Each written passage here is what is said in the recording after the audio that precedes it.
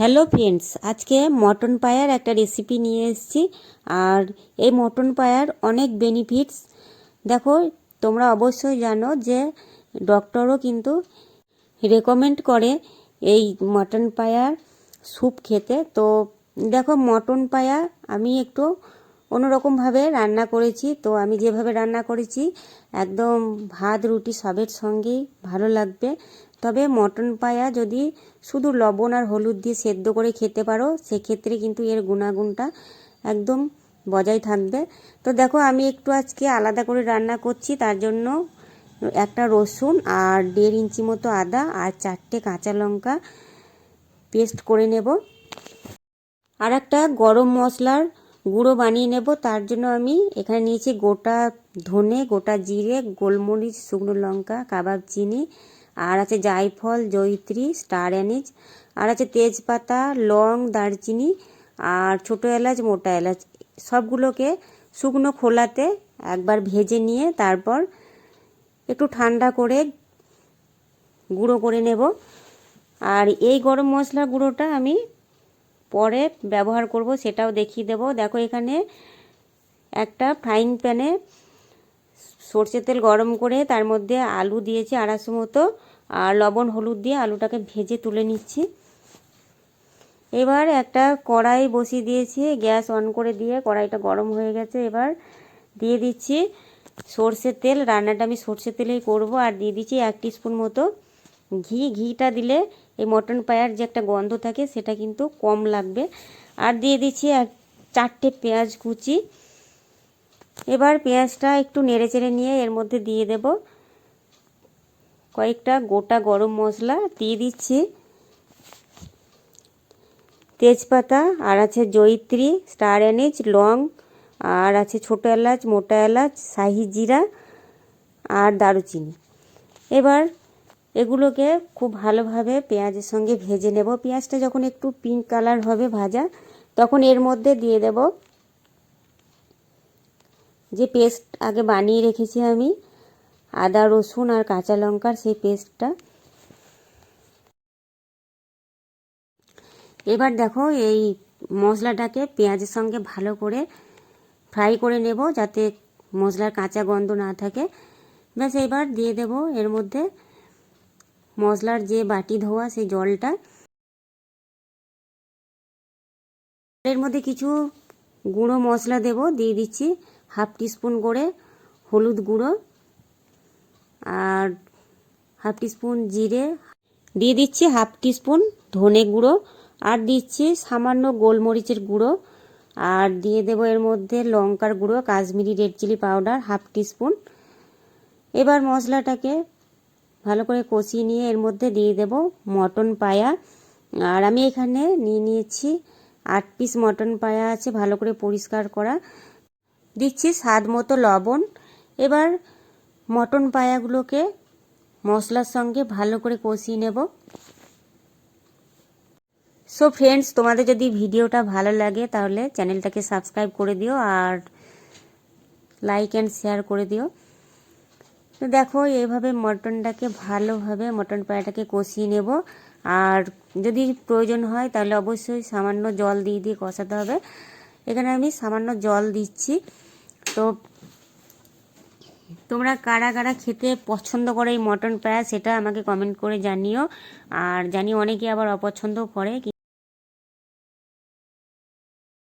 যদি ভালো লাগে তাহলে অবশ্যই কমেন্ট করে জানিও। ব্যাস, এবার একটু জল দিয়ে আমি এই মটন পায়াটাকে কষিয়ে নেব। দেখো, যারা খেতে পছন্দ করে না তারাও অবশ্য এরকমভাবে রান্না করলে খেতে পারবে, এইটুকু কথা দিচ্ছি। এবার কিছুক্ষণ ঢাকা দিয়ে রাখার পর আর একটু কষিয়ে নেব মটন। ভালো করে মটন পায়াটাকে কষিয়ে নিয়ে তারপর আমি দিয়ে দিচ্ছি ভেজে রাখা আলু। তো আলুটা অনেকেই দেয় না, আমি দিই, ভালো লাগে আমাদের খেতে, তার জন্য।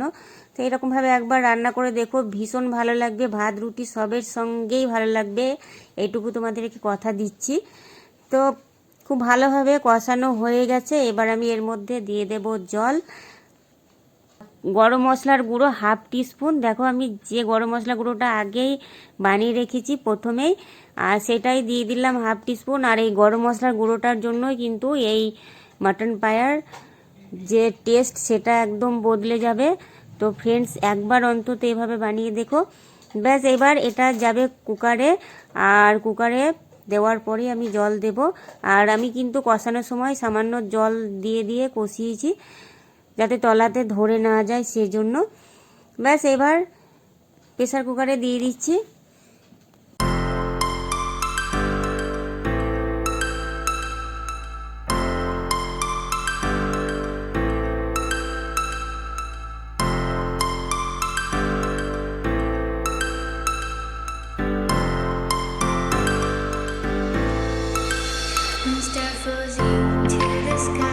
এই রান্নাটা পুরোটা প্রেসার কুকারেও করা যাবে, কিন্তু কড়াইয়ে যদি কষিয়ে নেওয়া হয় তাহলে তার টেস্টটা আরও ভালো হবে।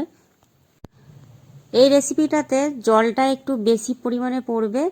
দেখো, এখানে কিন্তু ঝোলটা পাতলা হবে। তো এবার জল দিয়ে দিচ্ছি পরিমাণ মতো।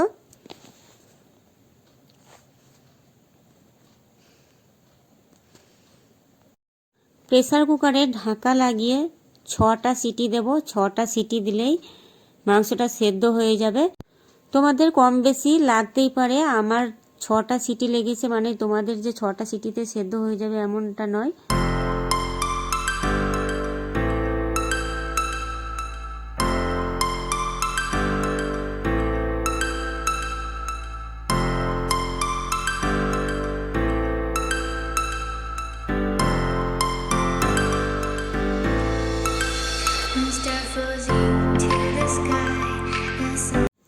দেখো, এই মটন পায়া বাচ্চা থেকে বড় সবাই কিন্তু খেতে পারবে। তো ভীষণ হেলদি একটা রেসিপি। যাদের ব্যথা আছে পায়ে বা জয়েন্টে তাদের কিন্তু খাওয়া ভীষণই উপকার। 6টা সিটি দেওয়ার পরে প্রেসার কুকারটা একদম ঠান্ডা হয়ে গেলে তারপর খুলবো। আর দেখো কত সুন্দর কালারটা চলে এসছে। খেতেও কিন্তু অপূর্ব হয়, যেমন দেখতে হয়েছে খেতেও অসাধারণ হয়। যারা কোনোদিনও খেতে পারে না এই মাটন পায়াস, তারাও কিন্তু খেতে ভালোবাসবে আর পছন্দ করবে। তো ফ্রেন্ডস, তোমাদের কেমন লাগলো আজকের এই ভিডিওটা সেটা অবশ্যই কমেন্ট করে জানিও। আর চ্যানেল যদি সাবস্ক্রাইব না করেছো তো অবশ্যই চ্যানেলটাকে সাবস্ক্রাইব করে দিও, আর ভিডিওটা শেয়ার করে দিও বন্ধু বান্ধবের সঙ্গে। আজকে এই পর্যন্ত, দেখা হচ্ছে নতুন কোনো একটা ভিডিওতে। সবাই ভালো থেকো। Thank you.